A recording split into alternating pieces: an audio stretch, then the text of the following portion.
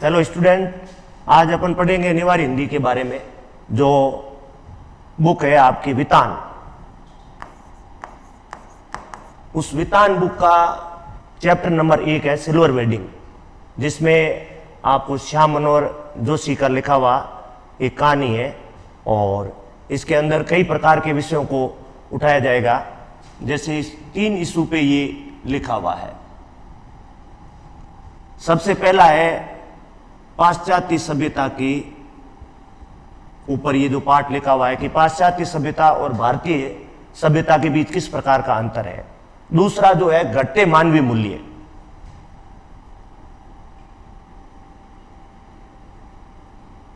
जिस प्रकार से लोगों के अंदर जो मानवीय मूल्य कम हो रहे हैं, घट रहे हैं, उसके ऊपर ये जो पाठ लिखा हुआ है। इसका जो मूल पात्र है, जो सबसे पहले पाठ के अंदर लिखा हुआ है, यशोधर पंत, यानी जिसको शॉर्टकट में वाईडी पंत भी बोलते हैं। ये यशोधर पंत के ऊपर लिखी हुई कहानी है, जो प्रेरणा लेते हैं किशन दास से। तो यशोधर पंत का जो मदद करने वाला कैरेक्टर है, उनका नाम है किशन दास। और वाईडी पंत एक इस प्रकार के इलाके से आते हैं जो पहाड़ी इलाका है, और जब वो किशन दा के पास आते हैं मजदूरी करने के लिए, तो वहां पर किशन दा उनको रहने के लिए जगह देते हैं, खाने पीने के लिए वहां उनके लिए व्यवस्था करते हैं, कपड़े के लिए पैसे देते हैं। और जिस समय यशोधर बाबू किशन दा के पास आए, उस समय उनका उम्र जो है वो कोई ज्यादा नहीं थी। तो किशन दा उनको किसी बड़े पद पे तो नहीं रख सके, लेकिन एक एज ए ऑफिस बॉय, जिस प्रकार से कार्यालय कार्यों के अंदर छोटा मोटा काम दे देते हैं, लेकिन अपनी मेहनत की बदौलत धीरे धीरे वे इस प्रकार से, जो आपके सामने लिखा हुआ है सेक्शन ऑफिसर वाईडी पंत, ये सेक्शन ऑफिसर उस पूरे ऑफिस का सबसे बड़ा पद होता है, जिसके अंडर में कई कर्मचारी काम करते हैं। तो ये किशन दा की देन है कि यशोधर बाबू धीरे धीरे किस प्रकार से वो जो है एक ऑफिस बॉय से सेक्शन ऑफिसर तक पहुंचे। यद्यपि कहानी का मूल इशू ये नहीं है कि वो ऑफिस बॉय से जो है सेक्शन ऑफिसर तक पहुंचे, ये एक प्रकार की पारिवारिक संघर्ष की कहानी है, घटते हुए मानवीय मूल्यों की कहानी है। एक प्रकार से पाश्चात्य सभ्यता और भारतीय सभ्यता के अंदर किस प्रकार का जो संघर्ष चलता है, उसको बताती हुई कहानी है। यहां पर आपको आगे जिस प्रकार से यहाँ काम करते हुए नजर आते हैं, तो कुछ और लोगों के नाम भी बताए जाएंगे, जैसे जो इनके अंदर में काम करने वाला चड्डा है या और जो कर्मचारी है, उनका भी बताया जाएगा। इसी दरमियान अकस्मात एक दिन एक घटना घटित होती है कि यशोधर बाबू का जन्मदिन होता है। एक्चुअल में इस पाठ का जो नाम है सिल्वर वेडिंग, इसका रखने का मैं आपको मूल कारण बताता हूं। एक्चुअल में वैसे तो सिल्वर का मतलब होता है चांदी और वेडिंग का मतलब होता है विवाह, लेकिन विवाह की 25वीं सालगिरह के संदर्भ में ये नाम रखा हुआ है सिल्वर वेडिंग, जिसको मनोहर श्याम जोशी ने बहुत सुंदर ढंग से इसको जो है आपके सामने प्रस्तुत किया है। तो जब सरकारी कार्यालय का वक्त होता है 5 बजे, उस 5 बजे ऑफिस की जो ही छुट्टी होती है और यशोधर बाबू हमेशा की तरह बाकी कर्मचारियों को वहां से विदा लेते हैं, उसी समय उसी ऑफिस का एक जो इनका अधीन कर्मचारी है, असिस्टेंट है, वे उनको याद दिलाते हैं कि आज आपका विवाह की 25वीं सालगिरह, अतः आपको एक पार्टी देनी पड़ेगी। लेकिन यशोधर बाबू इन चीजों में विश्वास कम करते हैं, क्योंकि वो इंडियन कल्चर को मानने वाले, भारतीय सभ्यता को मानने वाले व्यक्ति है और वे इससे सहमत नहीं होते। लेकिन ऑफिस के सारे कर्मचारी जैसे चड्डा, मेनन इत्यादि जब बहुत ज्यादा दबाव डालते हैं, तो फिर यशोधर बाबू तैयार हो जाते हैं और उन्हें वो 10 रुपए का नोट निकाल करके उनकी पार्टी के लिए, चाय पानी के लिए वो देते हैं। लेकिन वे कर्मचारी तैयार नहीं होते हैं। उसके बाद वो 10-10 के 2 नोट और देते हैं और कहते हैं कि मैं इस आपकी जो पार्टी उसके अंदर शामिल नहीं होऊंगा। इस प्रकार यशोधर बाबू वहां से घर की ओर रवाना हो जाते हैं।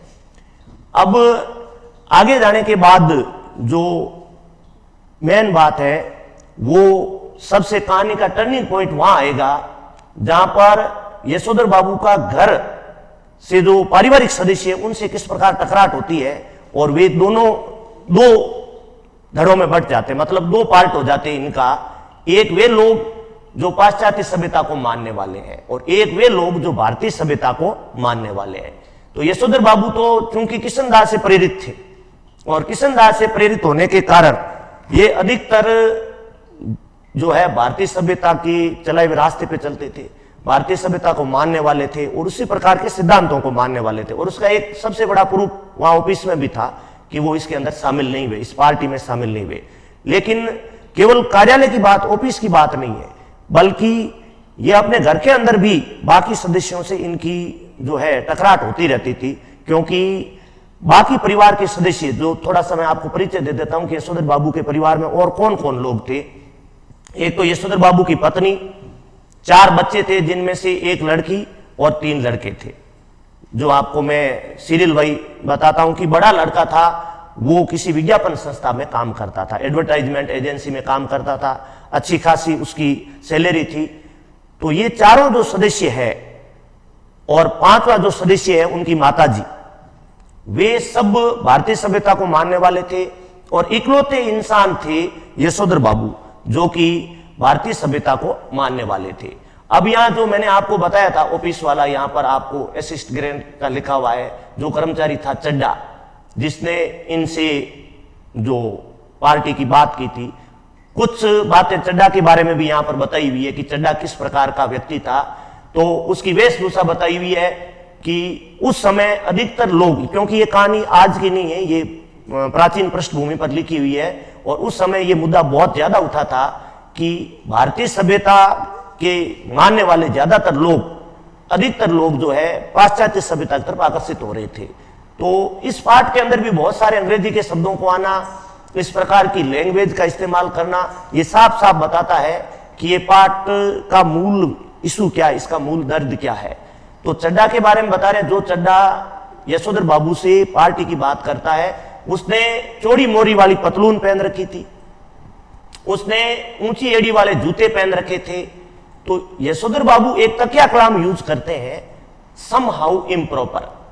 समहाउ इम्प्रॉपर अंग्रेजी का शब्द है जिसका मतलब होता है कि अगर कोई व्यक्ति कार्य करता है और आपको वो कार्य बिल्कुल जंचता नहीं है, आपको लगता है कि इन्होंने जो काम किया है वो मेरे हिसाब से नहीं है, तो उसको बोला जाता है समहाउ इम्प्रॉपर।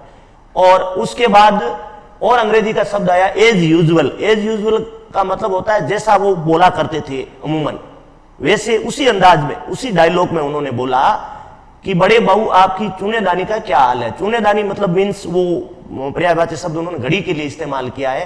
तो मतलब मेरा कहने का तात्पर्य, इन दोनों ने थोड़ी सी हंसी मजाक की आपस में।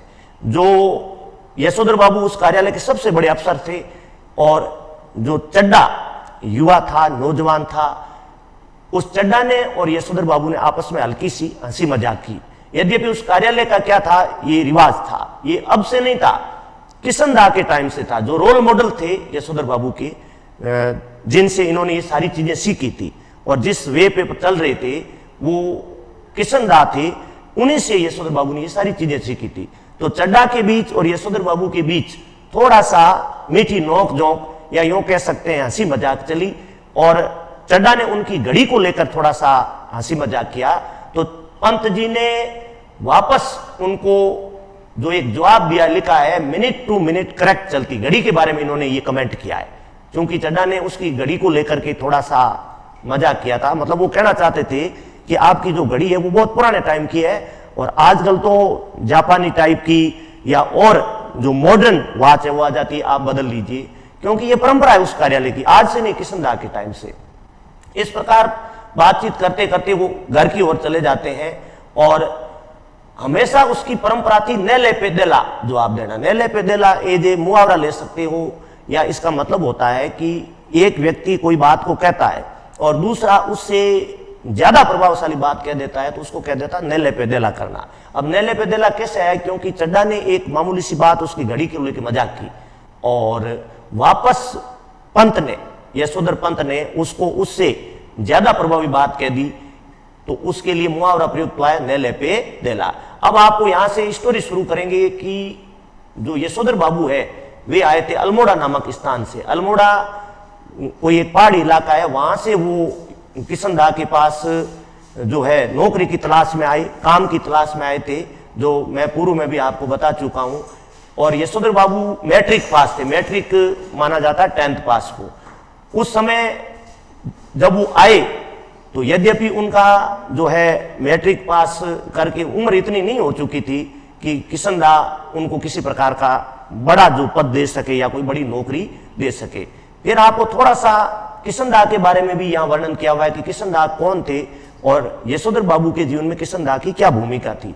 किशनदा एक कुंवारे व्यक्ति थे जिनका कोई घर परिवार था नहीं, और वे स्वयं भी पहाड़ी इलाके से आए हुए थे। और एक समय उनका ये स्थिति थी जो पंत जी की थी, उनको भी काम की तलाश में बहुत कुछ घूमना पड़ा था और मदद की जरूरत थी, क्योंकि किशनदा स्वयं एक परिवार से जुड़े हुए व्यक्ति नहीं थे और उनको दर दर भटकना पड़ा था। यशोधर बाबू ने भी किशनदा के पास आकर काम मांगा तो उन्होंने उनको रहने की जगह दी, कपड़े के लिए पैसे दिए, और यहाँ पर जो आपको लिखा हुआ है बॉय सर्विस के रूप में रखा। बॉय सर्विस यानी ऑफिशियली छोटे मोटे कार्य के लिए उनको रखा, लेकिन उन्होंने अपनी मेहनत की बदौलत और जो लगातार कार्य करने की प्रवृत्ति है उसकी बदौलत वो जो पाठ शुरू हुआ है उस टाइम आपको बताया था कि बॉय सर्विस से वो सेक्शन ऑफिसर तक पहुंचे। सेक्शन ऑफिसर मतलब वो जो विभाग था, उस विभाग में जितने 20-30 कर्मचारी काम करते थे वे सारे कर्मचारियों का मतलब एज ए लीडर थे, मतलब सबसे बड़ी पोस्ट थी। अब जो पाठ का मूल बिंदु है, ये जिस प्रकार की चड्डा और पंत के बीच नोक झोंक के बाद यशोधर बाबू यहां से आगे बढ़ जाते हैं और घर की ओर जो मैं आपको बता रहा था उनके घर में किस प्रकार का जो तनातनी थी और घर में आपस में किस प्रकार का वातावरण था, वो बात आपको आगे बढ़ाएंगे। तो उनकी वेडिंग एनिवर्सरी जिसके ऊपर पाठ का नाम रखा है, वेडिंग एनिवर्सरी 25वीं थी, मतलब विवाह की 25वीं सालगिरह थी। तो ये यशोधर बाबू इनके लिए एक बात यूज करते हैं कि गोरे साबों के चौंचले हैं, मतलब इस प्रकार की जो परंपराएं हैं, इस प्रकार का जो मनाना, मतलब बर्थडे सेलिब्रेट करना या वेडिंग एनिवर्सरी सेलिब्रेट करना, ये यशोधर बाबू का मानना था कि हमारे भारतीयों की परंपराएं नहीं है, भारत के लोग इस प्रकार के जो है नहीं करते हैं। क्योंकि ये इसलिए काम में लेते हैं शब्दों का क्योंकि ये किशनदा का ही, मतलब आप यदि मान सकते हो कि किशनदा और यशोधर बाबू एक ही प्रकार के लोग हैं, मतलब दोनों के सिद्धांत एक प्रकार के हैं। और उसके बाद जो मैंने आपको बताया था कि यशोधर बाबू ने किस प्रकार से उनको पार्टी मनाने के लिए पैसे दिया, पहले 10 का नोट दिया, चड्डा ने मना कर दिया, उसके बाद उन्होंने और 10 का नोट दिया, इस प्रकार जो है वहां पे सेक्शन को जो सारी बातें बता करके और वे घर की ओर प्रस्थान कर जाते हैं। अब यहाँ पे आगे बढ़ने के बाद एक और बात आएगी कि यशोधर बाबू यद्यपि अंदर से धार्मिक नहीं है, यद्यपि किसी प्रकार के आध्यात्मिकता में उनका विश्वास नहीं, भले ही वो भारतीय सभ्यता को मानते हैं, लेकिन परिवार के बीच और उनके बीच जो खटपट है, जो आपस में जो उनकी मिसअंडरस्टैंडिंग है, उसका नमूना ये था कि वो कंटिन्यू डेली एक मंदिर था, मंदिर का नाम था बिड़ला मंदिर, वे उस घर की नोक झोंक से बचने के लिए हमेशा बिड़ला मंदिर की ओर जाते थे। बिड़ला मंदिर इसलिए जाते थे क्योंकि ऑफिस के बाद का जो समय था 5 बजे के बाद का, वो 8 बजे तक उस मंदिर में कथा या प्रवचन सुनने में वहां पे निकल जाए। यद्यपि उनका प्रभु का ध्यान लगाने की कोई विशेष इच्छा नहीं थी, वो तो केवल 5 बजे के बाद का समय है वो निकालने के लिए वहां बैठते थे। और ये जो बात है ना, ये रोज मंदिर जाना, जो 5 बजे छुट्टी होने के बाद भी 8 बजे घर आना, जो उनकी पत्नी थी यशोधर बाबू की, और ये सेट बैठ, तो हम ये बात कर रहे थे कि उनकी पत्नी और बच्चों को उनका ये मंदिर इत्यादि जाना और इस प्रकार की जो है कल्चर की जो बातें करना वो बिल्कुल पसंद नहीं था, क्योंकि दोनों की सोच और विचारधारा बिल्कुल अलग टाइप की थी। पत्नी और बच्चे बिल्कुल जो थे वो वेस्टर्न कल्चर को मानने वाले थे, पाश्चात्य सभ्यता को मानने वाले थे, अंग्रेजी जो फैशन है उसका अनुसरण करने वाले थे। और यशोधर बाबू ठहरे जो भारतीय सभ्यता के पक्के समर्थक, यद्यपि वो मूल रूप से नहीं है, लेकिन यशोधर बाबू के जो रोल मॉडल है, आदर्श पुरुष है किशनदा, उस किशनदा के जो एहसान है उसको भूल नहीं सकते। मतलब यदि आप ये मान सकते हो कि किशनदा की बताई हुई हर बात को ऊपर चलना और उनको पालन करना यशोधर बाबू के लिए मजबूरी की कह सकते हो, या उनको ऐसा करना पसंद भी था। इसलिए उन्होंने अपने परिवार से भी और अपने बच्चों से इस प्रकार से वो दूर होते गए धीरे धीरे। जिसका सबसे बड़ा नमूना ये, सबसे बड़ा प्रमाण ये है कि कार्यालय की छुट्टी 5 बजे होने के बावजूद भी वो घर 8 बजे आते हैं। 3 घंटे तक वो समय व्यतीत करने के लिए, मतलब टाइम पास करने के लिए वहां पर मंदिर इत्यादि घूमते रहते हैं। वो मंदिर इसलिए नहीं जा रहे हैं कि उनको ईश्वर के दर्शन करने हैं या मंदिर में वो विश्वास रखते हैं या वो धर्म या आध्यात्मिकता में विश्वास रखते हैं, ऐसा बिल्कुल नहीं है। वो केवल ध्यान लगाने का ड्रामा करते हैं, केवल ध्यान लगाने का जो है केवल ये दिखाते हैं लोगों को कि मैं ईश्वर के दर्शन करने आया हूं या जो है मंदिर में आया हूं, जबकि उसका मूल कारण मैंने आपको बता दिया है। जैसे ही वो घर जाते थे तो रोजाना उनका झगड़ा होता था और उनका बड़ा बच्चा जो है वो हमेशा उनको कहता था, बाबा आप कोई बूढ़े थोड़ी रोज रोज मंदिर जाए और इतने ज्यादा व्रत करें। मतलब इन बातों से भी उनको आपत्ति थी, क्योंकि ये इंडियन कल्चर में हो सकता है लेकिन वेस्टर्न कल्चर में इन चीजों को ज्यादा नहीं माना जाता। अब बिरला मंदिर के बाद समय जो बचता था वो बाकी घर का काम करने में समय व्यतीत करते थे, वहां से निकलते थे। लेकिन एक दिन अचानक बिरला मंदिर वो जा रहे हैं वहां से ऑफिस से, तो एक घटना घटित होती है कि किशनदा का एक 3 रूम वाला क्वार्टर था, बेडरूम वाला, सॉरी, किशनदा का 3 बेडरूम वाला क्वार्टर था जो उनको दिखा। तो उनको अपने पुराने दिन याद हो आए कि किस प्रकार किशनदा यहाँ पर रहा करते थे, किस प्रकार उन्होंने अपना जो प्रारंभिक जीवन है जिया था। और अभी भी यद्यपि वो इमारत कोई ज्यादा साबुत नहीं थी, लेकिन उनका जो क्वार्टर है किशनदा के जाने के बाद भी वहां पर पड़ा हुआ था। लेकिन एक तरफ उस इमारत के एक भाग में एक 6 मंजिला इमारत बना दी गई थी जो बिल्कुल यशोधर बाबू को पसंद नहीं आई, क्योंकि उनके आदर्श पुरुष किशनदा का जो पुराना जगह है उसको धीरे धीरे मतलब खत्म किया जा रहा था। और खुद का भी सिद्धांत ऐसा ही था। यशोधर बाबू खुद भी चाहते थे कि किसी बड़े बंगले में, किसी महल में नहीं रहे, बल्कि वो चाहते थे कि सरकार ने जो क्वार्टर दिया है, जो सामान्य सा घर दिया है, उसके अंदर रहा जाए। ये भी उन्होंने किशनदा से सीखा है, क्योंकि किशनदा कहा करते थे कि मूर्ख लोग घर बनाते हैं, सयाने उसके अंदर रहते हैं। ये जो थिंकिंग और जो थॉट दिया हुआ है वो किशनदा का दिया हुआ है, क्योंकि किशनदा का मानना था कि परिवार के लोग जो है सरकारी नौकरी के दिए हुए मकान में ही वो आराम से रह करके अपना गुजारा कर सकते हैं। यहाँ पर कुछ फ्लैट्स के नाम भी दिए हुए, DIZ एरिया, मतलब वो जो आसपास का इलाका था वो काफी डेवलप्ड, विकसित था। फिर भी ये किशनदा और यशोधर बाबू है वो उनमें विश्वास नहीं करते थे, वो साधारण उसी क्वार्टर में रहते थे जो सरकार ने दिया है। जब अपन आगे बढ़ेंगे तो यहाँ पे आपको उस बड़े लड़के की जो नौकरी के बारे में बताएंगे, जिसको पहले मैं बता चुका हूं, वो विज्ञापन संस्था में काम करता था, एडवर्टाइजमेंट एजेंसी में काम करता था, बड़ा लड़का। और यशोधर बाबू को उनकी नौकरी पे भी वो नुक्ताचीनी करते थे, मतलब उस पे उनको शक था कि मेरी पूरी नौकरी निकल गई है, मैं पूरी नौकरी के दरमियान मेरे को 1500 रुपए मिलते हैं, मैं रिटायरमेंट के कगार पे पहुंचा हूं, और मेरा जो बड़ा लड़का है इसकी नौकरी अभी लगी है, फिर भी उसको यदि 1500 रुपए मिल रहे हैं तो जरूर कोई उस नौकरी में पैंच होगा, जरूर कोई जो है उसकी नौकरी में कोई कारण होगा कि उतने रुपए मिलते हैं, मतलब उनके हिसाब से इतने रुपए नहीं मिलने चाहिए थे। तो विवाद जो इनका था और जो आपसी जो मतभेद थे वो कई बातों पे थे। स्टार्टिंग हुई थी सिर्फ और सिर्फ इतनी बात से कि दोनों की विचार, परिवार के बाकी सदस्यों के विचार और यशोधर बाबू के विचार बिल्कुल अलग अलग थे, क्योंकि यशोधर बाबू तो सिर्फ किशनदा की बनी बनाई धारणा पे चलने वाले थे और उनके बाकी परिवार के सदस्य वैसे चलते थे जैसे पाश्चात्य सभ्यता होती है। लेकिन धीरे धीरे उनके परिवार के बीच दरार आती जाती है और यशोधर बाबू हर चीज पे शक करने लगते हैं, मतलब उनका दिमाग इस प्रकार से हो जाता है कि मेरे परिवार के सदस्य मेरे से प्रेम नहीं करते, मेरे से दूर होते जा रहे हैं और हमारी जो है आपसी बात नहीं बनती है। उसके बाद दूसरे बेटे का बताया है, दूसरा बेटा IAS देने की, परिवार के बारे में मैं थोड़ा सा आपको बता देता हूं कि पहला बेटा जो है वो विज्ञापन संस्था में काम करता था, दूसरा बेटा IAS की दूसरी बार तैयारी कर रहा है। यद्यपि यशोधर बाबू को इस पे भी थोड़ा सा प्रॉब्लम है, क्योंकि ये जो बेटा IAS की तैयारी कर रहा है वो इसका पहले सिलेक्शन हो चुका है एलाइड सर्विसेज, एलाइड सर्विसेज मतलब अधीनस्थ सेवा में ये पहले सिलेक्टेड हो चुका है, लेकिन फिर भी उसने ज्वाइन नहीं किया है, तो उसके बीच भी मतभेद था। और एकमात्र उनकी बेटी थी, वो काफी उम्र होने के बाद भी विवाह नहीं कर रही थी, इस पर भी यशोधर बाबू को समस्या थी कि विवाह योगी बेटी हो गई है फिर भी वो तमाम वर जो है उसको अस्वीकार करती जा रही है, और यदि ज्यादा परिवार वाले उसको दबाव देते हैं तो वो धमकी देती है कि वो हायर एजुकेशन के लिए, उच्चतम शिक्षा के लिए अमेरिका चली जाएगी और परिवार को छोड़ देगी। इनका जो तीसरा बेटा है वो ऑलरेडी स्कॉलरशिप लेकर अमेरिका चला गया, छात्रवृत्ति उनको मिली हुई है और अमेरिका में वो पढ़ाई कर रहा है। ये जो यशोधर बाबू का परिवार है जिसके बारे में मैंने आपको बता दिया है। और फिर बात करते हैं यशोधर बाबू की पत्नी की। यशोधर बाबू की पत्नी यशोधर बाबू के साथ नहीं थी। जो ये इनके पारिवारिक सदस्य है, जो 3 बेटे और 1 बेटी है, उनके साथ जो इनका विचारधारा मिलती थी, मतलब इनकी सोच जो है ना वो यशोधर बाबू से जरा भी नहीं मिलती थी। ये बिल्कुल अलग टाइप की सोच रखती थी।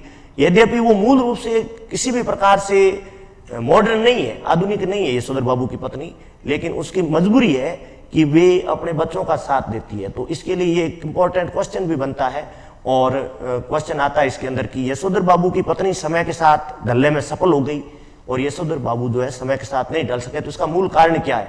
तो जिसका मूल कारण यशोधर बाबू की पत्नी 2 तर्क देती है। 2 तर्क ये कि एक तो वो बच्चों की तरफदारी करती है, मतलब उसके बच्चे जो है जिस सिद्धांत के होंगे, जिस प्रकार की बातें करेंगे, जिस प्रकार का जीवन जिएंगे, वैसी की वैसी जीवन शैली होगी मेरी। और दूसरा वो एक बहुत ही अजीब तर्क देती है कि जिस समय वो विवाह करके आई यशोधर बाबू के साथ, तो यशोधर बाबू का एक परिवार था, संयुक्त परिवार। संयुक्त परिवार का मतलब होता है कि जितने भी भाई है उन सब का मिला जुला परिवार था। तो उस समय आपस में बहुओं में गजब का तनाव था और उनको जो अपना स्वतंत्र जीवन जीने का नहीं मिला यशोधर बाबू की पत्नी को। और वे शिकायत करती है कि उस संयुक्त परिवार में मेरे साथ वही व्यवहार किया गया जो मान लो एक बुढ़िया ताई के साथ किया जाता है। उन्होंने बताया था कि जिस समय मैं युवावस्था में यशोधर बाबू से विवाह किया मैंने, तो उसके साथ वही रूल रेगुलेशन थे जो बुढ़िया ताई के, मतलब जो सबसे ओवर एज्ड जो लेडी थी उसके साथ जिस प्रकार का जो बर्ताव किया जाता था वैसा का वैसा बर्ताव जो है यशोधर बाबू की पत्नी के साथ किया जाता था। तो इस क्वेश्चन का आंसर मैंने आपको यह बताया कि वो समय के साथ कैसे ढली। तो पहला कारण था कि बच्चे यदि मॉडर्न है, समय के साथ ढले हुए हैं, यदि वो आधुनिक सभ्यता के हैं, तो फिर जो यशोधर बाबू की पत्नी की भी एक प्रकार से मजबूरी हो गई कि वे भी जो है आधुनिक हिसाब से रिएक्ट करे, आधुनिक हिसाब से अपना जीवन जिए। और क्योंकि यशोधर बाबू समय के साथ नहीं ढल सके, उसका मूल कारण जो मैंने आपको पहले ही बता दिया है, ये व्यक्ति है किशनदास। ये इनके रोल मॉडल है। रोल मॉडल का अर्थ है कि ये इनके लिए सब कुछ है। जीवन में जिन सिद्धांतों को ये पालन करते हैं, जैसे रंग ढंग से जीते हैं यशोधर बाबू, ये एहसान है किशनदास का। और किशनदास ठहरे कुंवारे व्यक्ति, घर परिवार उनका था नहीं, किसी भी प्रकार का जो इनका है पारिवारिक पृष्ठभूमि नहीं थी। तो यही इनकी झगड़े का मूल कारण हो गया कि इनका झगड़ा जो है परिवार का और यशोधर बाबू का क्यों होता था, क्योंकि इन दोनों की जीवन शैली में अंतर था। किशनदास वो जीवन जी सकते थे, किशनदास का जीवन उस टाइप का हो सकता था। क्यों? क्योंकि किशनदास थे अकेले व्यक्ति, और अकेले व्यक्ति जो चाहे जैसे जी सकता है, कुंवारा व्यक्ति जो चाहे जैसे सकता है। लेकिन जो फैमिलियर व्यक्ति है, पारिवारिक व्यक्ति है, उसके लिए इस प्रकार का जीवन जीना मुश्किल होता है, असंभव होता है, क्योंकि उसको परिवार की संतुष्टि का भी ध्यान रखना पड़ता है, अपने परिवार की जो कई बातें उसको ध्यान रखना पड़ता है, कंप्रोमाइज करना पड़ता है। इसलिए ये जो यशोधर बाबू है वो किशनदास के हिसाब से नहीं जी सकते थे। अब आगे बढ़ते हैं तो यशोधर बाबू ने अपनी जो पत्नी है उसके ऊपर कई व्यंग्य का भी प्रयोग किया है। जैसे इन्होंने जो अपनी पत्नी है उसकी उम्र काफी हो चुकी, तो उन्होंने कुछ शब्दों का प्रयोग किया है कि एक तो सानियल बुढ़िया। सबसे पहले वो अपनी पत्नी को ताना मारते हुए सानियल बुढ़िया बोलते थे, उसके बाद कहते थे चटाई का लहंगा। उसके बाद उन्होंने तीसरा जो प्रयोग में लिया था, बुढ़े मुंह मुआ से लोग करे तमाशे। इस प्रकार वो मजाक उड़ाते थे अपनी पत्नी का। लेकिन मजाक उड़ाने के बाद उनको एक प्रकार से दर्द भी होता था। दर्द इस बात का होता था कि वो मजाक बना किसका रहे हैं, क्योंकि अपनी पत्नी का मजाक बनाना मतलब वो किसी और का नहीं मजाक बना रहे, बल्कि खुद ही साथ साथ मजाक बनते जा रहे हैं। अब जब पाठ में आगे की ओर बढ़ते हैं तो यशोधर बाबू एक बात से हमेशा चिंतित रहते थे कि जो बाल जति किशनदास है उनका बुढ़ापा कभी सुखी नहीं रहा। मतलब वो ये सोचते हैं कि जो मेरा परिवार है तो कुल मिला के मैं ठीक हूं, क्योंकि किशनदास जो है वो तो कभी सुखी रही नहीं, क्योंकि उनकी मृत्यु के बाद तो उनकी कोई सार संभाल लेने वाला भी नहीं था। जब उनकी डेथ हो गई तो उसको अंतिम संस्कार करने वाला भी व्यक्ति नहीं था। जब लोगों से पूछा गया कि भाई किशनदास नाम का एक व्यक्ति यहाँ पे रहता था, इतना प्रसिद्ध व्यक्ति, इतना बड़ा अफसर, लेकिन उसको अंतिम संस्कार करने वाला भी, क्योंकि उसका कोई परिवार था नहीं, उसका वंश आगे बढ़ा नहीं था, उस इलाके में उसका कोई मिलने वाला था नहीं। तो ये खौफ पैदा करता है यशोधर बाबू के अंदर कि अगर मैंने मान लो परिवार नहीं पाला होता, मैं भी किशनदास की तरह यदि कुंवारा होता तो मुझे भी इन सारी समस्याओं का सामना करना पड़ता। अब जब आगे बढ़ते हैं पाठ में, तो यशोधर बाबू बताते हैं कि जिन लोगों के बाल बच्चे नहीं होते, घर परिवार नहीं होता है, उनका रिटायर होने के बाद जो हुआ होगा से मौत हो जाती है। जो हुआ होगा मतलब ये भी उनका एक तकिया कलाम है, मतलब उनको कोई पूछने वाला नहीं होता कि उनकी मौत कैसे हुई, कब हुई और किस प्रकार से इतनी बड़ी जो है प्रॉब्लम का सामना करना पड़ता है। तो कुल मिलाकर के वो अंतिम इस निष्कर्ष पे पहुंचे यशोधर बाबू कि जो किशनदा है उससे तो उनका जीवन कुल मिला के परिवार वाला झगड़ा होते हुए भी, किसी प्रकार का जो है अनबन होते हुए भी किशनदास से वो ठीक है, क्योंकि जो बाल जति लोग होते हैं, जो कुंवारे लोग होते हैं, उनको बड़ी समस्याओं का सामना करना पड़ता है मृत्यु के बाद। अब वो अपने बच्चों को भी कई प्रकार की जो है डांटते हैं, उनको शिकायत करते हैं, लेकिन बाद में वो स्वयं खुद की जो जवानी है उसके बारे में भी उनको जो उदाहरण दे करके वो खुद संतुष्ट होते हैं कि मैं भी जब जवानी में था तो कई प्रकार की खुरापातें मैंने की है। मतलब वो बच्चों को ये बताना चाहते हैं कोई बात नहीं, ये युवा अवस्था में यदि बदमाशियां कर भी रहे हैं, यदि कोई गलती कर भी रहे हैं, तो स्वयं के जीवन का भी कुछ पुराने दिन उन्होंने याद किया, अपने जवानी के दिन याद किए कि वो क्या क्या हरकतें करते थे, क्या क्या शरारतें करते थे, क्या बदमाशियां करते थे। तो उन्होंने उदाहरण दिया कि वो ककड़ी चुरा लेते थे, गर्दन मोड़ के मुर्गी मार देते थे, पीछे की खिड़की से कूद करके सेकेंड शो सिनेमा देख लेते थे। तो मतलब वो अपने दिल को तसल्ली दे रहे हैं कि बच्चे यदि थोड़ा बहुत बदमाशी कर भी रहे, शरारतें कर भी रहे, तो इसमें कोई बड़ी बात नहीं, क्योंकि मैंने भी अपने जीवन के अंदर इस प्रकार की युवा अवस्था में कुछ बातें करी है। जो जो इंसान के ऊपर जिम्मेदारी आएगी वैसे वैसे इंसान धीरे धीरे सुधरता जाएगा, अपने आप ठीक हो जाएंगे। ये बात इन्होंने बोली है। और ये जो बातें, इस प्रकार की बातें इनको विरासत में मिली हुई है किशनदास से। ये जो बातें किशनदास इनको कहा करते थे यशोधर बाबू को, और यशोधर बाबू भी ठीक इन्हीं शब्दों को अपने बच्चों के लिए इस्तेमाल करते हैं। अब यशोधर बाबू को घर की कुछ चीजों में और प्रॉब्लम थी। मान लीजिए उनके घर में कुछ चीजें आई हुई थी, जैसे फ्रिज था, फ्रिज के बारे में उनको समस्या थी, या मान लीजिए घर का जो गैस चूल्हा है उसके बारे में भी उनको प्रॉब्लम थी। अब ये क्योंकि पुरानी विचारधारा के थे, तो फ्रिज के बारे में उनका क्या मत था और वो क्या मानते थे, क्यों सही नहीं है। तो वो कहते थे कि फ्रिज जो है ये हमारे लिए अच्छा नहीं है, क्योंकि फ्रिज से सुबह का बना हुआ भोजन औरतें उसमें रख करके शाम को खिला देती है, तो ये फ्रिज हमारे लिए नुकसानदेह है, इसलिए वो फ्रिज के लिए मना करते हैं। गैस चूल्हे के लिए भी वो कहते हैं कि जो चूल्हे पर बनी हुई रोटी है, दूसरे प्रकार का चूल्हा जो है, वैसा स्वाद उसके अंदर नहीं आता। तो ये उन चीजों पे विरोध भी करते हैं, क्योंकि ये तो लाए हुए घर के अन्य सदस्यों के, यशोधर बाबू इन चीजों को पसंद नहीं करते। लेकिन दूसरी तरफ वो फिर ये सोचते भी है कि चलो कोई बात नहीं, ये आम घरों में होती नहीं, ये गरीब घर के लोगों में होती नहीं, तो हमारा स्टैंडर्ड भी बड़ा होता है, तो चलो सोचो अच्छी बात है कि फ्रिज घर में आया है और कोई गरीब रिश्तेदार आपके घर में आता है मेहमान बनकर, तो उसको ठंडा पानी पिलाया जाता है। तो यशोधर बाबू ये सोचते हैं कि वो व्यक्ति बाहर जाके ये बोलेगा कि यशोधर बाबू के घर में फ्रिज है। तो इस प्रकार की तमाम चीजें हैं। तो अपने बच्चों की जो प्रोग्रेस है, अपने बच्चों की जो प्रगति है, जो अपने बच्चे ने इंप्रूव किया है, वो अच्छी नौकरी प्राप्त की है, तो इससे कुल मिलाकर के यशोधर बाबू को दोनों बातें, उनको लगता है कि ये अच्छा भी किया है, और कभी कभी उनको लगता है कि ऐसी प्रगति किस काम की जो अपनों में परायापन पैदा करे। मतलब उनको सबसे बात खटकती ये थी कि उनके जो बच्चे थे ना, वे ज्यादातर क्या है अपने गरीब रिश्तेदारों की अपेक्षा बहुत ज्यादा करते थे। और एक इसमें उदाहरण के लिए एक बात आगे यह बताई जाएगी कि एक दिन जिस समय वो प्रवचन सुन रहे होते हैं यशोधर बाबू बैठ करके, उस समय उनका अचानक कोई एक शब्द आता है, जनार्दन शब्द। और उस जनार्दन शब्द जो उनके है, वो रिश्तेदार है, उनके जीजाजी है, उस जनार्दन शब्द पे उनको याद आया कि जीजाजी कई दिनों से बीमार है। लेकिन घर के जो सदस्य है, घर की उनकी पत्नी और बच्चे हैं, वो क्लियर मना कर देते हैं कि वो रिश्तेदारों से नहीं मिलेंगे, क्योंकि वो कहते थे कि एक तरफा रिश्तेदारी नहीं होनी चाहिए, बाकी रिश्तेदार हमारे बारे में बिल्कुल पूछते नहीं, आप दौड़ दौड़ करके उनसे पूछने जाते हो। तो इस संदर्भ में भी परिवार के लोगों में आपसी अनबन है। पत्नी और बच्चे मना करते हैं यशोधर बाबू को कि आप बाकी रिश्तेदारों से ज्यादा नहीं मिलोगे, क्योंकि वे तो कभी हमसे मिलने आते नहीं, हमारा जो है खैर खबर पूछने नहीं आते। लेकिन यशोधर बाबू का हमेशा ये सिद्धांत रहा है कि वह अपने रिश्तेदार चाहे गरीब हो चाहे अमीर हो उनसे मिलने का प्रयास करते हैं, उनका दुख दर्द पूछने का प्रयास करते हैं। और परिवार के अंदर अनबन का एक मूल कारण ये भी है। अब आगे जब यशोधर बाबू अपने जीवन के अंदर बढ़ते हैं तो उनकी पत्नी जो है वो एक ताना भी मारती है उनको कि आप जो है ये जीवन जी रहे हो ना, तो वो जीवन आपका तो किसी प्रकार का है नहीं, आप तो एक प्रकार से किशनदास नाम के व्यक्ति का एक जेरोक्स कॉपी हो, आपका खुद का तो कुछ है नहीं। और उसका वो कारण बताती है कि किशनदास किस प्रकार से थे और कौन थे और उनकी कौन कौन सी चीजें उन्होंने अपनाई है यशोधर बाबू ने।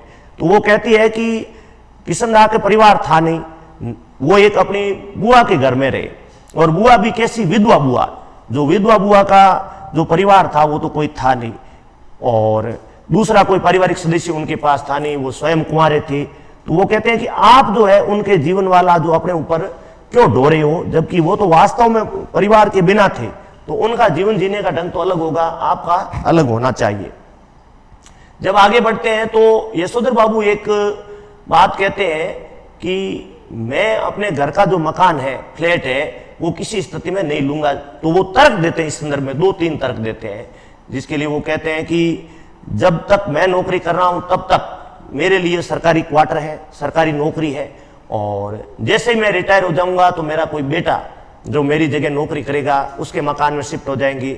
अब जब पत्नी कहती है कि मान लीजिए वो भी रिटायर हो गया तो वो कहते हैं कि गांव का जो मकान है, जो पुश्तैनी मकान है, उसके अंदर शिफ्ट हो जाएंगी। पत्नी जब उसका भी विरोध करती है तो वो कहती है कि मान लीजिए आपके गांव के हिस्से में मकान नहीं आया या आप वहां नहीं रह पाए, तो यशोधर बाबू कहते हैं तब की तब देखी जाएगी। ये इस प्रकार का डायलॉग भी उन्होंने किशनदास से सीखा हुआ है कि आगे की सोच करके कभी मरना नहीं चाहिए, आगे की सोच करके कोई चिंता नहीं करनी चाहिए कि आज हम जो कार्य कर रहे हैं वो इसलिए करें कि आगे कोई प्रॉब्लम नहीं। तो ऐसा सिद्धांत उनका नहीं था, क्योंकि किशनदास ने उनको इस प्रकार का सिखा रखा था।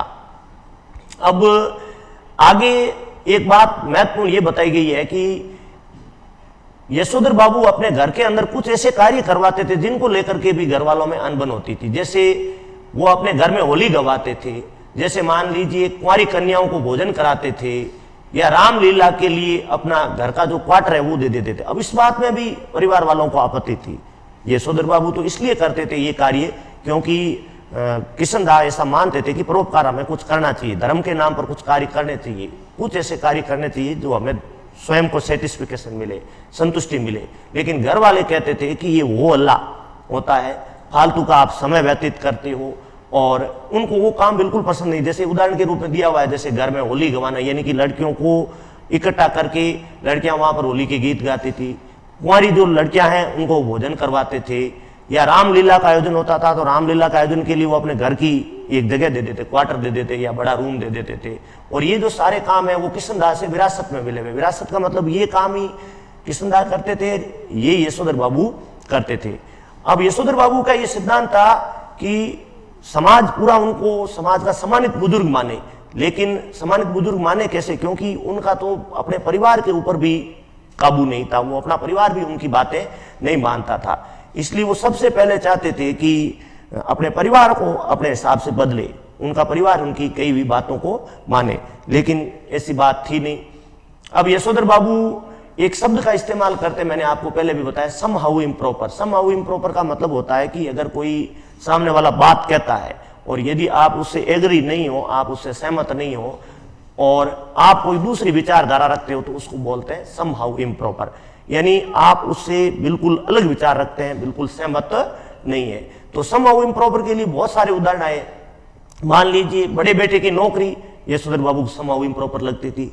घर की कुछ चीजें जैसे फ्रिज समहाउ इम्प्रॉपर लगता था, गैस का चूल्हा समहाउ इम्प्रॉपर लगता था, अपनी पत्नी का ऊंची एड़ी के सैंडल पहनना समहाउ इम्प्रॉपर लगता था, जो भी बिना बाह का ब्लाउज पहनती थी वो समहाउ इम्प्रॉपर लगता था। तो ये जो तकिया कलाम है, 2 प्रकार के तकिया कलाम उन्होंने काम में लिए, एक तो समहाउ इम्प्रॉपर और एक जो हुआ होगा। जो हुआ होगा से भी बहुत भयभीत होते हैं यशोधर बाबू, और उन्होंने बताया भी था कि यदि किशनदास का सबसे बड़ा जिंदगी का यदि कष्ट था तो वो यही था कि उनका बुढ़ापा है ना, वो कभी सुखी नहीं रहा। और स्पेशली जब उनकी मृत्यु हो गई तब तो और भी ज्यादा वो इतने बड़े अफसर होते हुए भी समाज के अंदर जो हंसी का पात्र बन गई, क्योंकि उनके अंतिम संस्कार तक में लोगों ने भाग नहीं लिया और उनका कोई परिवार का सदस्य मौजूद नहीं था जो उनका अंतिम संस्कार कर सके। यद्यपि वे हमेशा नुक्ताचीनी करते थे घर के कामों में, जो वो काम कर, नुक्ताचीनी करने का मतलब है वो इंटरफेयर करते थे, उनके कामों को हमेशा मना करते थे। जैसा मैंने आपको पहले भी उदाहरण बताया, टीवी है, फ्रिज है और भी कई सामान है जिसमें यशोधर बाबू साफ साफ मना करते थे। अब एक दिन घटनाक्रम जो घटित होता है, इस कहानी का जो केंद्र बिंदु है वो आपको यहां पर बताएंगे कि जैसे यशोधर बाबू घर आते हैं और घर आते ही उनको कुछ बदला बदला सा नजर आया, क्योंकि जैसे ही वो अपने क्वार्टर के पास पहुंचे तो वाईडी पंत को यानी यशोधर पंत को पहले धोखा हुआ, उसको लगा जैसे वो गलत जगह आ गए हैं।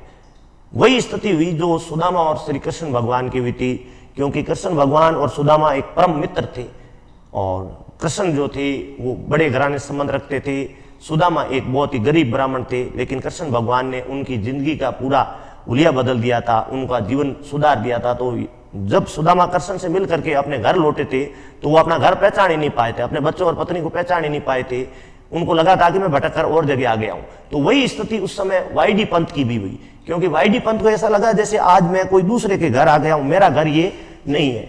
उनको ऐसा लगा जैसे क्वार्टर दूसरे का है, क्योंकि सबूत उनके ये था कि एक क्वार्टर के बाहर कार थी, कुछ स्कूटर मोटरसाइकिल खड़े थे, वहां से बहुत सारे लोग विदा ले रहे दे रहे थे और बाहर बरामदे में रंगीन झालर लगी हुई थी, कुछ गुब्बारे लटक रहे थे, रंग बिरंगी रोशनियां थी। और यशोधर बाबू सोचता है ऐसा अपने घर में होने का सवाल ही नहीं, क्योंकि घर तो मेरा है और हमारे घर में कोई विवाह का प्रोग्राम नहीं और किसी प्रकार का कार्यक्रम नहीं, तो ये इस प्रकार की चीजें मेरे घर में नहीं हो सकती। तो उनको एक बार की लगा कि मैं कोई और के घर आ गया हूं, क्योंकि मेरे घर के बाहर कार हो नहीं सकती, मेरे घर के बाहर इस प्रकार की रोशनियां लगाई हुई हो नहीं सकती, मेरे घर की इस तरह सजावट हो नहीं सकती, क्योंकि कोई वैसा स्पेशल मौका था नहीं।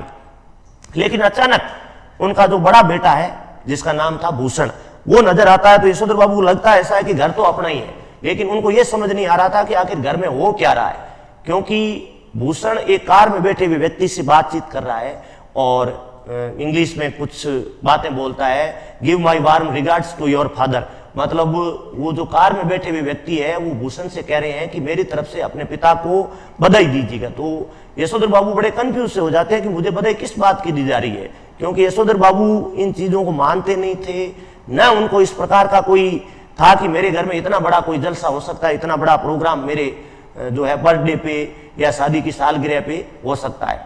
तो यशोधर बाबू एक प्रकार से ठिठक गए। वहां पे ठिठकने का मतलब है कि वो आगे नहीं बढ़ पाए, उन्हें ऐसा लगा जैसे वो हंसी का पात्र मजाक बन जाएंगे, लोग सोचेंगे कि जिसका बर्थडे है और जो जिसके लिए प्रोग्राम बनाया जा रहा है वो व्यक्ति तो वहां पर है ही नहीं और वो अभी लौटे शाम वक्त होने पर।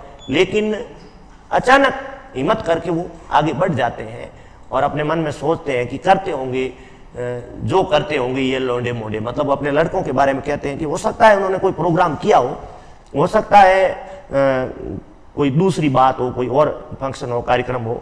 लेकिन दूसरा इनको प्रूफ और मिल गया कि भूषण के बाद उनको दिखा कि उनकी पत्नी और बेटी भी कुछ मैम साहब को क्या कर रही है, विदा कर रही है। तब उनको क्लियरली हो गया था कि घर अपना है, प्रोग्राम भी अपना हो रहा है। अब उनको कुछ हद तक लगने भी लग गया था कि ये जो कार्यक्रम हो रहा है वो मेरी शादी की सालगिरह पर ही हो रहा है, 25वीं सालगिरह पर, जो वो सुबह भी कार्यालय के अंदर भी उनको कुछ चीज प्रूफ इसका मिल चुका था। अब वहां पर उनकी लड़की खड़ी है और उनकी पत्नी खड़ी है। लड़की ने जो वेशभूषा पहन रखी है, जीन पहन रखा है, जींस, और बगैर बाह का टॉप पहन रखा है। और यदि यशोधर बाबू को इस प्रकार की वेशभूषा कभी पसंद नहीं आई, ना उनकी पत्नी के लिए वो इस चीज की पसंद करते थे, ना अपनी लड़की के लिए पसंद करते थे, क्योंकि ये चीजें यशोधर बाबू को समहाउ इम्प्रॉपर लगती थी।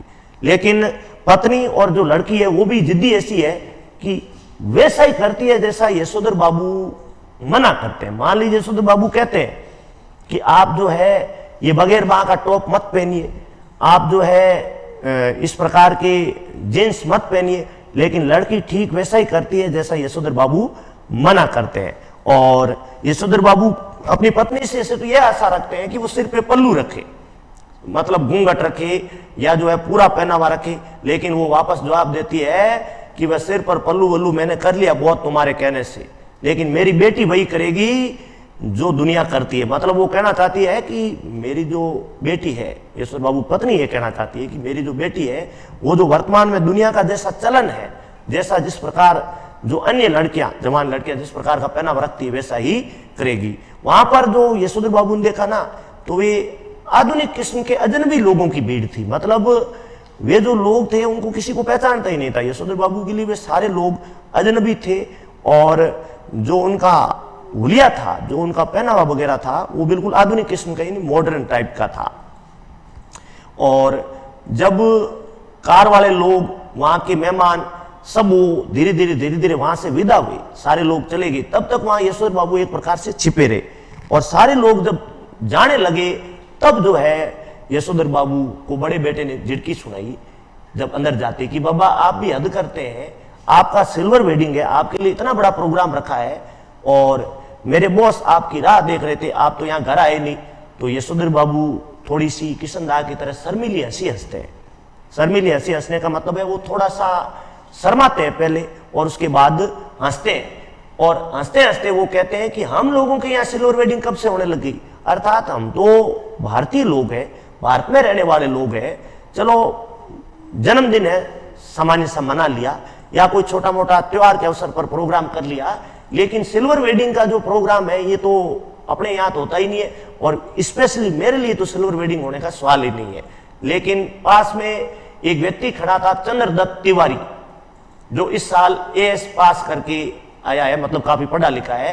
उसने यशोधर बाबू को एक जवाब दिया कि ये सिल्वर वेडिंग तब से होने लगा है जब से आपका बेटा 1,500 माहवार कमाने लगा। मतलब वो बातें गई, अब वो पुराने दिन छोड़ो, आपके बच्चे बहुत प्रोग्रेस कर लिए, आपके बच्चे बड़े बड़े पद पे हैं, आपकी भी बहुत ज्यादा तनख्वाह आती है, तो आपके लिए सिल्वर वेडिंग मनाना कोई बड़ी बात नहीं, इसलिए मनाना चाहिए।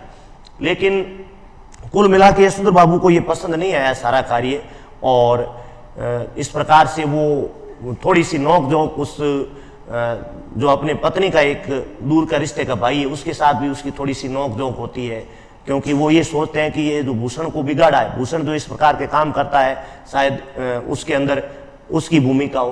तो इस प्रकार यशोधर बाबू जो है वो घर में जाते हैं, और घर में अपनी जो भव्य पार्टी है, बड़ी सी पार्टी है, वो यशोधर बाबू को ये वापस तक कलाम संभव इम्प्रॉपर लगी।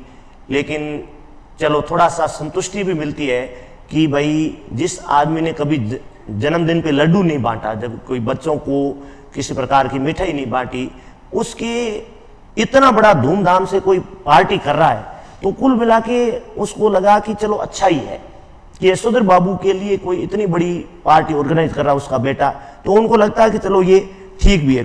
तो कहने का तात्पर्य कि एक ऐसा इंसान था जिसमें कोई भी बात का तय नहीं था कि मुझे करना क्या है, वो दोनों तरह की विचारधाराओं के बीच पिस रहा था।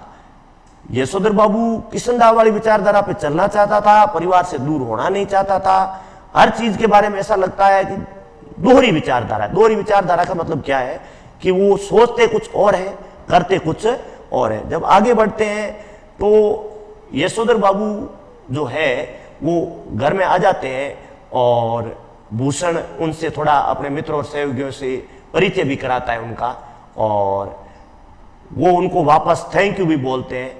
और जब वे उनको कहते हैं many happy returns of the day, मतलब जो रिश्तेदार है, बचे कुछ रिश्तेदार ज्यादातर तो चले गए थे क्योंकि भूषण का बॉस है, भूषण के अन्य जो रिश्तेदार है, जो उनके मिलने वाले युवा जो लोग हैं वो तो चले गए, लेकिन कुछ एक बचे थे मेहमान जिनसे परिचय करवाता है भूषण कि ये मेरे फादर है और इन्हीं का सिल्वर वेडिंग था।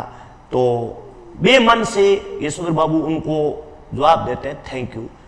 यद्यपि उन्होंने अपना परिचय दिया, परिचय देकर कहते हैं Y D Pant home ministry Bhushan father, मतलब वो इंट्रोडक्शन देते हैं कि मेरा नाम वाई डी पंत है और मैं भूषण के पिताजी हूं और मैं होम मिनिस्ट्री यानी गृह मंत्रालय में काम करता हूं। मतलब वो अपना इंट्रोडक्शन तो इस तरह दे रहे हैं जैसे कोई बहुत बड़े व्यक्ति हो, लेकिन ये काम उनको पसंद नहीं है। और वो यहाँ पर हर तरह से जताने की कोशिश की कि मतलब वो पार्टी के साथ ही है, जबकि दिल से तो वो साथ थे ही नहीं ना, उनको इस पार्टी से कोई मतलब था। उनको तो पता अभी अभी लगा है जब वो घर पे पहुंचे, लेकिन फिर भी उन बचे कुछ लोगों के सामने वो ये जताना चाहते हैं कि भाई जो ये बच्चों ने पार्टी रखी है वो मतलब साथ ही है उनके। और एक और अब बच्चों ने एक और कंफ्यूजन पैदा कर दिया, अब एक समस्या और पैदा कर दी कि आग्रह किया कि अब आप केक काटें। मतलब यशोधर बाबू को बोला गया कि उनके बच्चों ने कहा कि मम्मी के साथ आप केक काटें। पहले यद्यपि उनकी माताजी थोड़ी शर्माई, लेकिन वो तो तैयार हो गई। लेकिन यशोधर बाबू ने केक काटने के लिए साफ मना कर दिया। उन्होंने कहा ये इस प्रकार की बातें बचकानी बातें हैं। और वो बोले somehow I don't like all this, मतलब इस प्रकार की बातें मैं जरा भी पसंद नहीं करता।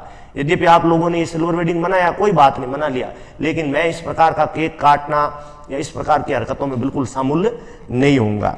लेकिन बच्चे जब ज्यादा जिद करते हैं तो थोड़ा सा वो इसके लिए राजी भी हो जाते हैं। और जो उनका बड़ा बेटा है वो उनको थोड़ी डांट पिलाता है कि please go ahead, no formality, यानी पिताजी आप ज्यादा औपचारिकता मत कीजिए और ये कर लीजिए।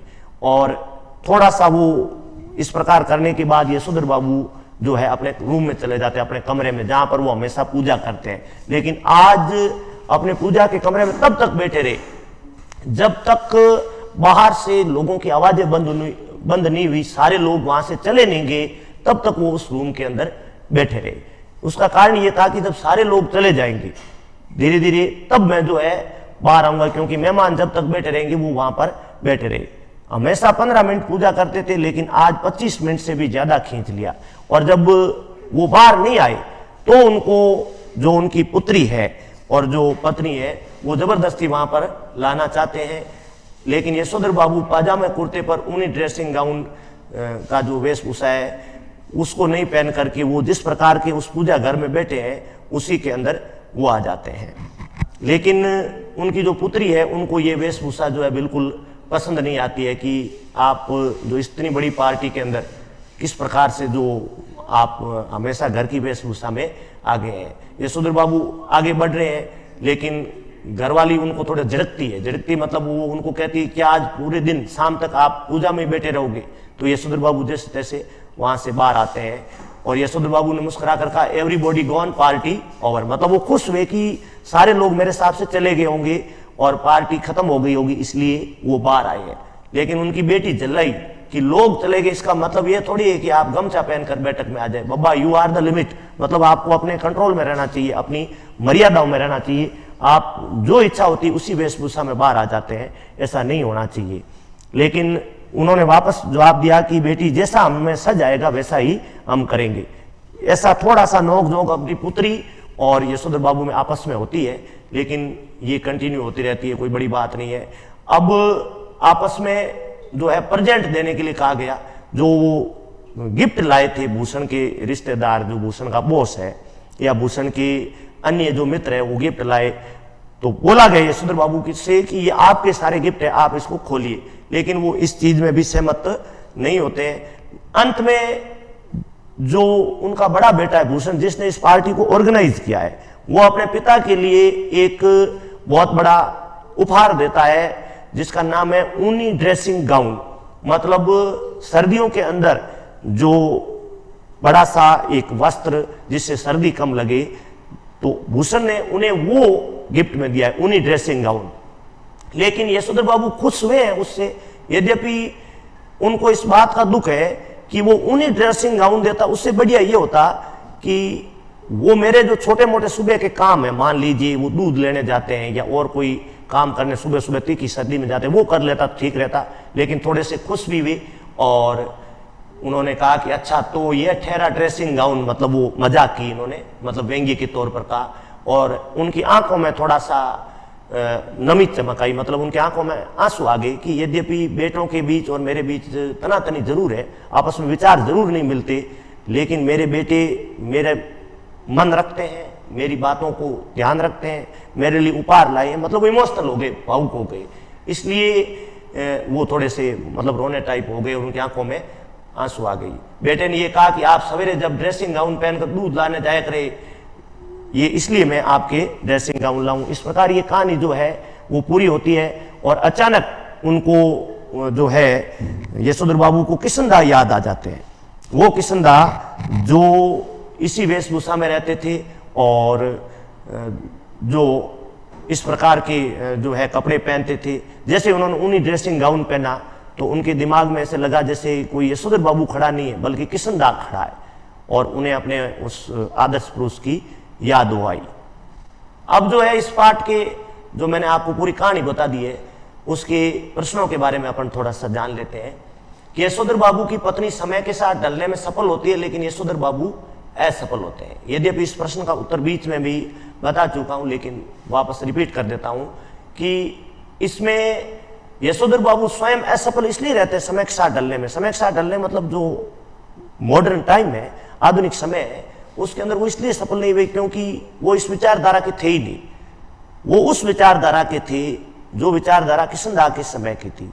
किशनदा को अपना आदर्श मानते थे, किशनदा के बताए हुए रास्ते पे चलते थे, किशनदा ही उनके लिए सब कुछ थे, तो वो भी समय के साथ कैसे ढल सकते हैं। और रही बात यशोधर बाबू की पत्नी की, तो यशोधर बाबू की पत्नी समय के साथ इसलिए ढल गई जिसके उन्होंने दो कारण बताए कि एक तो मातृ सुलभ मजबूरी, यानी उनके बच्चे आधुनिक थे तो उनको आधुनिक होना ही था। दूसरा उन्होंने तर्क दिया था कि जिस समय वो विवाह करके आई थी इस परिवार में तो उनका एक संयुक्त परिवार था, तो जिस समय वो जीवन जीना चाहती थी मॉडर्न टाइप का वो जी नहीं पाई क्योंकि उसके साथ वही व्यवहार किया जाता था जो बुढ़िया ताई के साथ किया जाता, मतलब जवानी में वृद्ध जैसा यानी बुढ़ो जैसा उसके साथ व्यवहार किया। तो इसलिए अब इस उम्र में वो है वो अपना जीवन जीना चाहती, इसलिए वो समय के साथ ढल गई।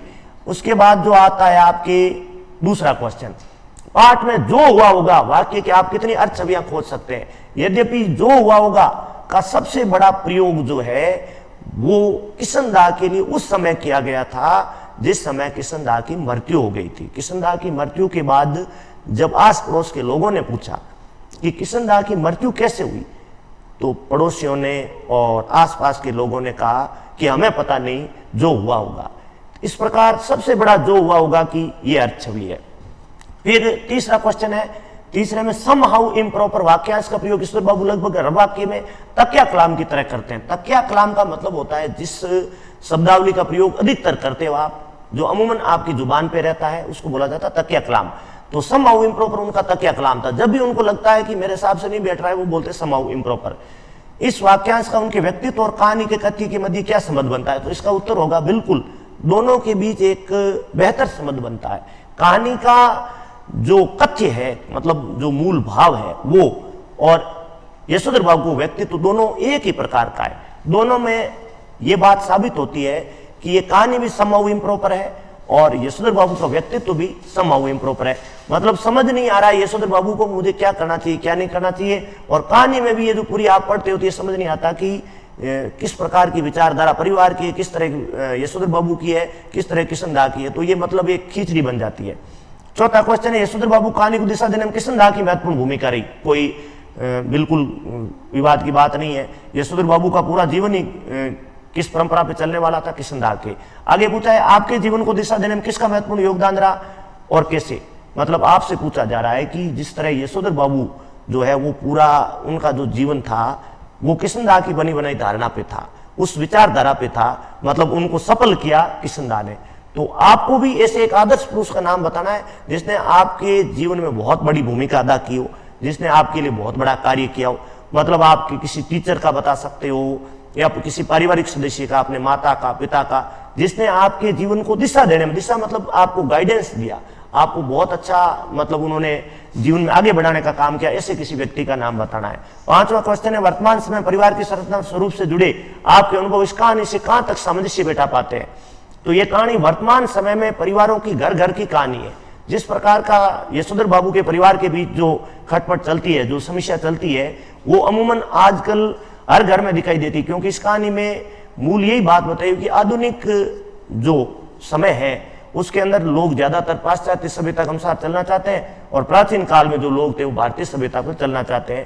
तो ये बिल्कुल सामंजस्य बिठा पाते हैं। इसका उत्तर यस में होगा, हाँ में होगा। छठा क्वेश्चन वेरी इंपॉर्टेंट है बोर्ड की दृष्टि से कि निम्नलिखित में से आप कहानी की मूल संवेदना किसको कहें। मूल संवेदना मतलब मेन इसका इशू क्या है, मुख्य विषय क्या है, मतलब किस मुद्दे पर यह कहानी ज्यादा फोकस करती है।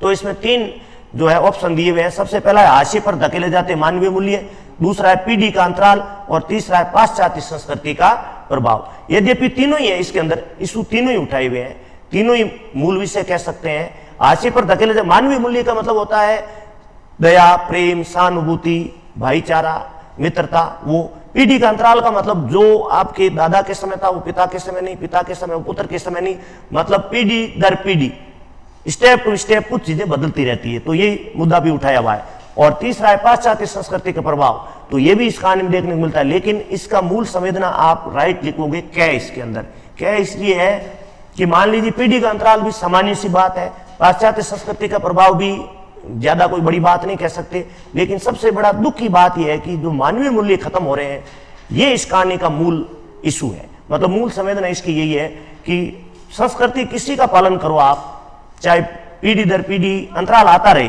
लेकिन मानवीय मूल्य खत्म नहीं होने चाहिए। उसके बाद 7वां क्वेश्चन है, अपने घर और विद्यालय के आसपास हो रहे उन बदलावों के बारे में लिखिए जो सुविधाजनक आधुनिक होते हुए बुजुर्गों को अच्छे नहीं लगते। अच्छा न लगने के कारण क्या रहेगा?